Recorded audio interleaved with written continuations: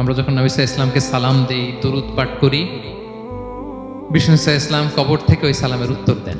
উনি উনার কবরে এখনো জীবিত অবস্থায় আছেন, হায়াতুন নবী।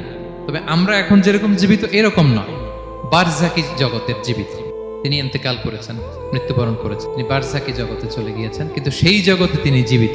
আল্লাহ তাআলা ওনার রূহটাকে ফিরিয়ে দেন। সাহাবারা বললেন, ইয়া রাসূলুল্লাহ, কিভাবে আপনি উত্তর দেন? আপনার দেহ মাটি খেয়ে ফেলবে না? রাসূল সাল্লাল্লাহু আলাইহি ওয়াসাল্লাম বললেন, ইন্নাল্লাহা তাবারাকা ওয়া তাআলা হাররামা আলাল আরদি আজসাদাল আম্বিয়া।